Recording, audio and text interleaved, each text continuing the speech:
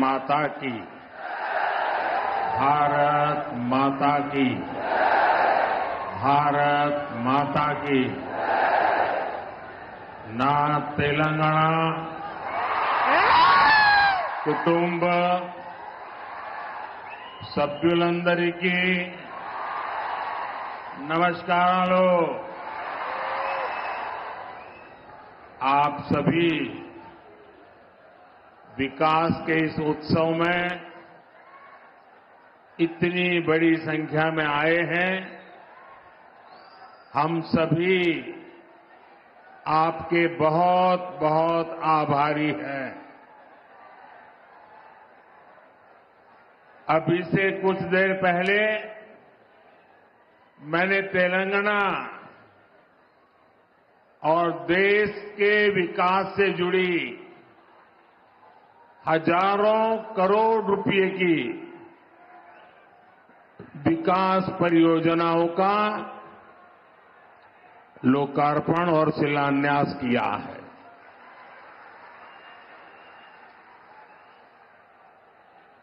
कुछ लोग आदत से मजबूर होते हैं, मेहनत करने की कुछ आदत भी कम होती है और इसलिए बड़ी सरल भाषा में कह देते हैं कि ये तो चुनावी सभा है। मेरे भाइयों बहनों और मेरे कुछ साथी जो भांति भांति का एनालिसिस करते हैं, जरा समझो ये चुनावी सभा नहीं है। चुनाव की तो अभी घोषणा भी नहीं हुई है। आज देश में विकास का जो उत्सव चल रहा है, उसमें मैं अपने तेलंगाना के भाइयों और बहनों के बीच ये विकास का उत्सव मनाने आया हूं। मेरी बात से आप सहमत हैं ना? सहमत हैं ना? इतनी बड़ी संख्या में माताएं बहनें आई हैं, आप सहमत हैं ना? मैं हिंदी बोलूंगा तो चलेगा ना? क्योंकि मैं तेलुगु में भाषण नहीं कर सकता हूं। लेकिन ये आपका प्यार है कि आप मेरी बात सुनना भी चाहते हैं, समझने का प्रयास भी करते हैं और फिर भी इतना प्यार देते हैं, इतना आशीर्वाद देते हैं। मैं आपका बहुत आभारी हूं। साथियों, बीजेपी की केंद्र सरकार किस स्पीड से और कितने बड़े स्केल से विकास उत्सव मना रही है, ये बताने के लिए मैं आपको और देश को, और ये जो बार बार चुनाव लिखते हैं ना, उनको खास मैं 15 दिन का हिसाब देता हूं। दे दूं आपको? मेरा 15 दिन का हिसाब दे दूं? देखिए 15 दिन में क्या क्या हुआ। 15 दिन में 2 IIT, 1 IIIT DM, 3 IIM और 1 Indian institute of skills IIS, इसके कैंपस का लोकार्पण हुआ। 15 दिन में देश के अलग अलग राज्यों में 5 एम्स का लोकार्पण हुआ। 15 दिन में किसानों के लिए दुनिया की सबसे बड़ी स्टोरेज स्कीम शुरू हुई। 15 दिन में 18,000 कोऑपरेटिव्स के कंप्यूटराइजेशन के काम पर पूरा होने का लोकार्पण हुआ। 15 दिन में सिंदरी में देश के बड़े खाद कारखाने का लोकार्पण हुआ।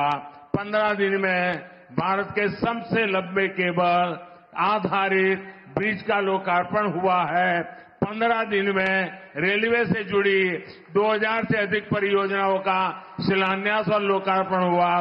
15 दिन में ही ऑयल और गैस सेक्टर से जुड़े 1.5 लाख करोड़ रुपए से ज्यादा के प्रोजेक्ट देश को मिले हैं। 15 दिन में ही केजी बेसिन में फर्स्ट ऑयल का लोकार्पण हुआ है। वहां से निकले कच्चे तेल के पहले टैंकर को हरी झंडी दिखाई है। 15 दिन में ग्लोबल टेक्सटाइल इवेंट का उद्घाटन हुआ है। 15 दिन के ये काम आत्मनिर्भर भारत से विकसित भारत के निर्माण को और सशक्त कर रहे हैं।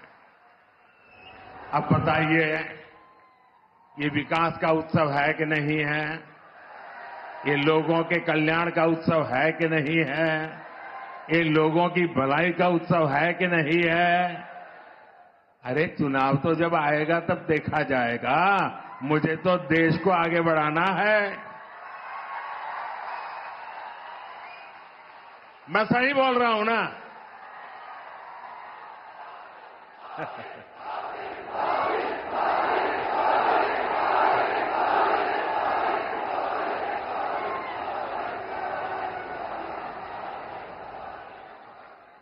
साथियों, कल भी मैंने, अब आप देखिए, ये चुनाव करते हैं, जरा देखिए, दिमाग खपाइए। कल भी मैंने दिन भर सभी मंत्री और भारत सरकार के सभी वरिष्ठ सचिव अधिकारी, यानी एक प्रकार से टॉप टीम, करीब 125 लोग, पूरा दिन भर उनके साथ बैठा और क्या किया? चुनाव की चर्चा नहीं की। वहां मैंने विकसित भारत निर्माण के लिए एक्शन प्लान पर एक एक मुद्दे की बारीकी से चर्चा की। विकसित भारत के एक्शन प्लान पर देश भर में 15 लाख लोग अब तक अपने सुझाव दे चुके हैं। 3,75,000 से ज्यादा स्टेक होल्डर्स अब तक इसमें सक्रिय रूप से जुड़े हैं। विकसित भारत के विजन को लेकर करीब 3,000 मीटिंग हो चुकी है। 3,000 मीटिंग। देश को विकसित बनाने के लिए दिन रात काम, करीब 1200 यूनिवर्सिटीज ने इसमें हिस्सा लिया है। बड़ी बात यह है कि इनमें अब तक करीब 11 लाख युवाओं ने हिस्सा लिया है, अपने मौलिक सुझाव दिए हैं, जो हमारे युवा विकसित भारत के सबसे बड़े निर्माता और सबसे बड़े लाभार्थी, ये हमारी बहुत बड़ी ताकत है। राष्ट्र के विकास के लिए भाजपा का यही कमिटमेंट है, जिसके कारण तेलंगाना के भी लोग पूरे जोश से कह रहे हैं। तेलंगाना के गांव से आवाज आ रही है। नौजवान भी बोल रहा है, बुजुर्ग भी बोल रहे हैं, महिलाएं भी बोल रही हैं, शहर वाले भी बोल रहे हैं, किसान भी बोल रहा है, मजदूर भी बोल रहा है। अब की बार 400 पार, अब की बार 400 తట్టాలి। బీజేపీకి ఓటు వేయాలి। साथियों, ये धरती रामजी गोंड और कोमाराम भीम जैसी महान विभूतियों की धरती है। आजादी के इतने दशकों तक तेलंगाना की इस धरती ने उन्होंने जो योगदान दिया, उस योगदान को कभी सम्मान नहीं दिया गया।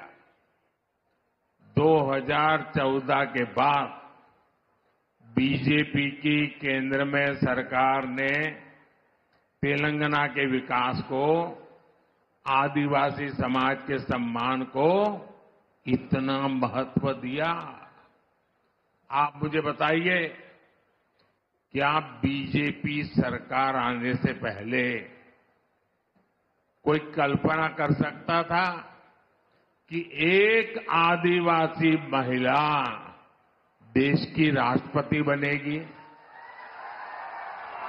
कोई कल्पना कर सकता था? पहले कभी लगता था कि ऐसा हो सकता है? क्या कोई कल्पना कर सकता था कि भगवान बिरसा मुंडा के जन्मदिन को राष्ट्रीय पर्व के रूप में मनाया जाएगा? आदिवासियों के विकास के लिए देश में अलग मंत्रालय बनाने का काम बीजेपी सरकार ने ही किया था। आजादी की लड़ाई में जनजातीय समाज के योगदान को समर्पित म्यूजियम बनाए जा रहे हैं। ये काम भी केंद्र की बीजेपी सरकार ने शुरू किया है। हैदराबाद में जो म्यूजियम बन रहा है, हमने उसका नाम रामजी गोंड के नाम पर रखा है।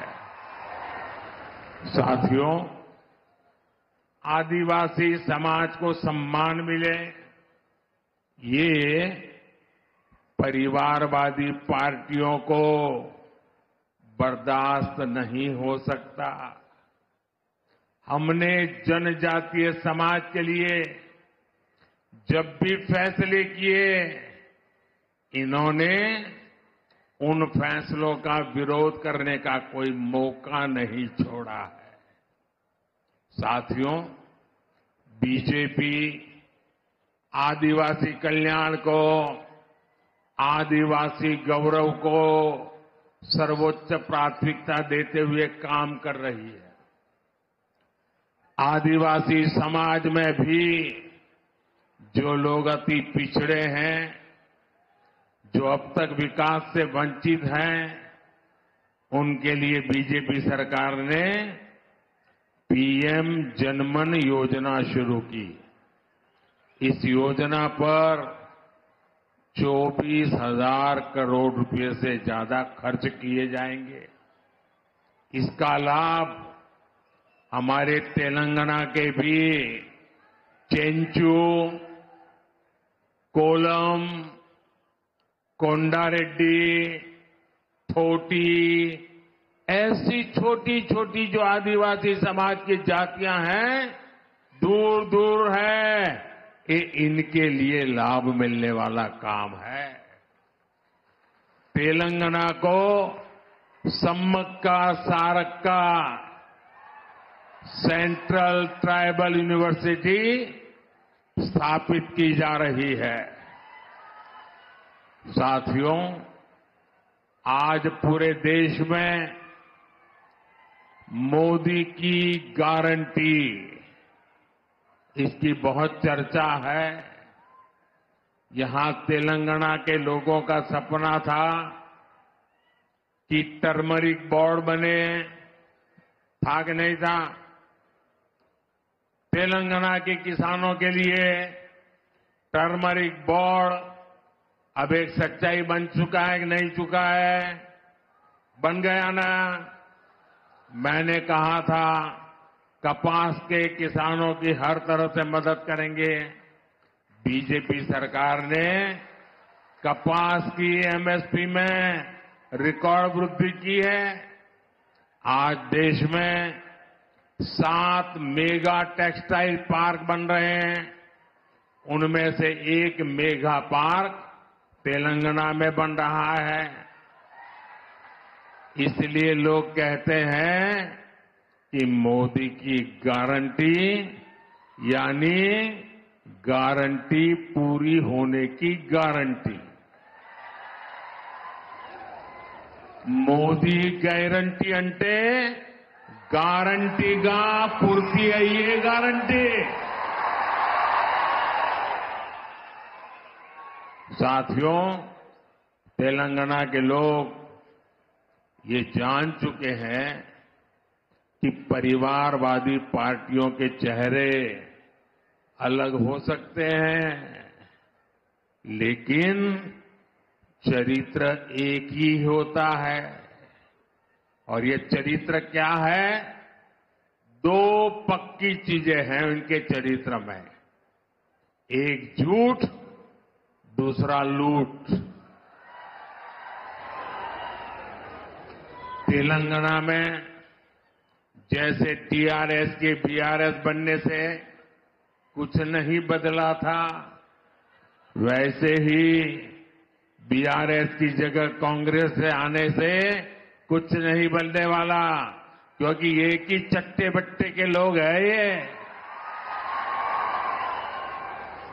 बीआरएस ने अपनी सरकार में कालेश्वरम प्रोजेक्ट जैसे घोटाले किए। कांग्रेस की सरकार उस पर कार्रवाई करने के बजाय फाइलों को दबाकर बैठ गई।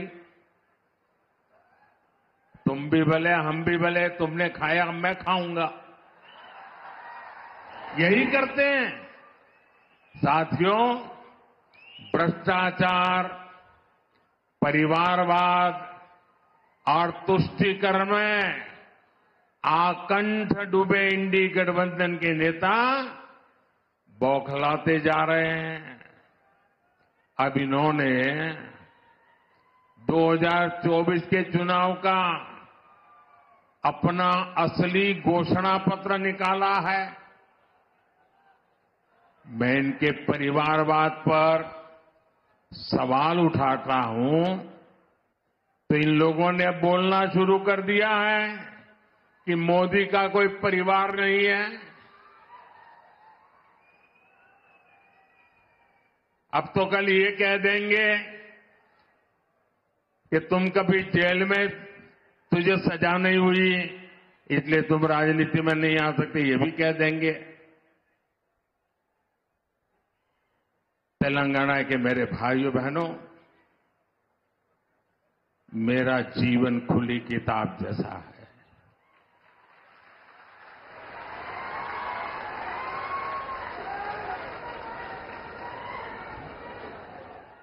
आप मुझे देशवासी भली भांति जानते हैं, समझते हैं। मेरी पल पल की खबर देश रखता है और कभी मैं रात देर तक जब काम करता हूं और खबर बाहर निकल जाती है तो देश से लाखों लोग मुझे लिखते हैं, बताते हैं कि इतना काम मत करिए, कुछ आराम करिए। ये प्यार भाइयों बहनों, एक सपना लेकर के बचपन में घर छोड़ा था और जब मैंने अपना घर छोड़ा एक सपना लेकर के चला था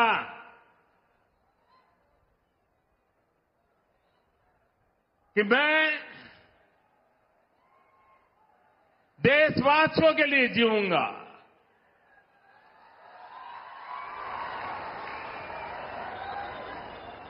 मेरा पल पल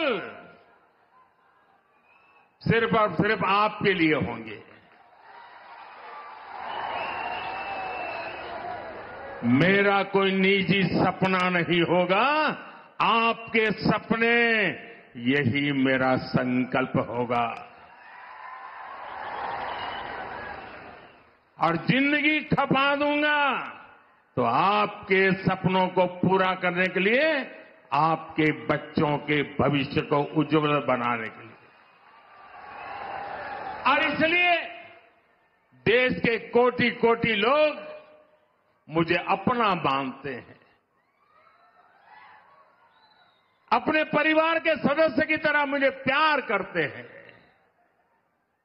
और इसलिए मैं कहता हूं 140 करोड़ देशवासी यही मेरा परिवार है।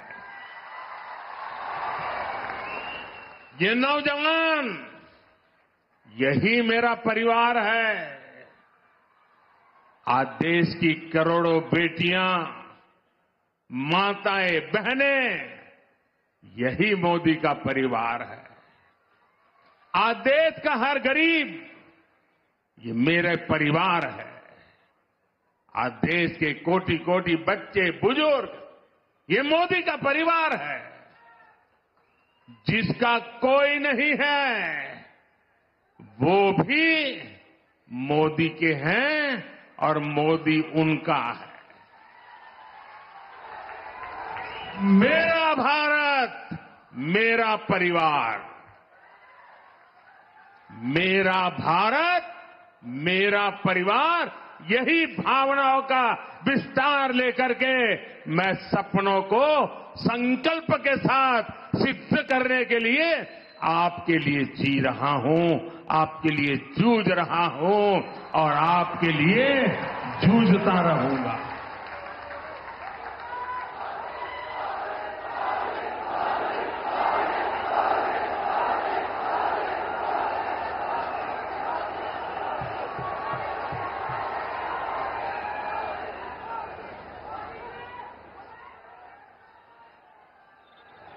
इसलिए आज पूरा देश एक सुर में कह रहा है, मैं हूं मोदी का परिवार, मैं हूं मोदी का परिवार, नेने मोदी कुटुंबम। आप भी मेरे साथ बोलिए, मैं हूं मोदी का परिवार, मैं हूं, मैं हूं, मैं हूं, मैं हूं नेने मोदी कुटुंबम, नेने, नेने, नेने। साथियों, आखिर में मैं तेलंगाना के लोगों को, देश के अन्य लोगों का एक संदेश भी देना चाहता हूं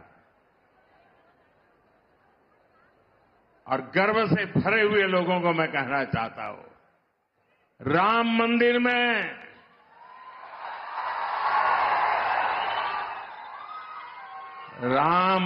में सोने के दरवाजे हो या फिर मंदिर के स्तंभ, उनके निर्माण में तेलंगाना की भूमिका रही है और इसके लिए पूरा देश तेलंगाना के लोगों का आभार व्यक्त करता है। रामलला का आशीर्वाद पूरे तेलंगाना के लोगों पर है। हम विकसित भारत, विकसित तेलंगाना का लक्ष्य जरूर हासिल करेंगे। भाइयों बहनों, मैं आपसे यही आग्रह करता हूं कि 2047 25 साल हमारे पास है। इतनी मेहनत करनी है, इतनी मेहनत करनी है, देश को दुनिया के समृद्ध देशों की बराबरी में ला करके खड़ा रखना। हमारे मां बाप को तो मुसीबतों में जिंदगी गुजारनी पड़ी, लेकिन अपने बच्चों को मुसीबत में जीने के लिए मजबूर नहीं करेंगे। और इसलिए तेलंगाना, मुझे आपका आशीर्वाद चाहिए, मुझे आपका अपार प्रेम चाहिए। मैं आपका प्यार का भूखा हूं और एक सेवक के नाते आपको समर्पित हूं। मेरे साथ बोलिए, भारत माता की, दोनों मुट्ठी बंद करके पूरी ताकत से बोलिए, भारत माता की।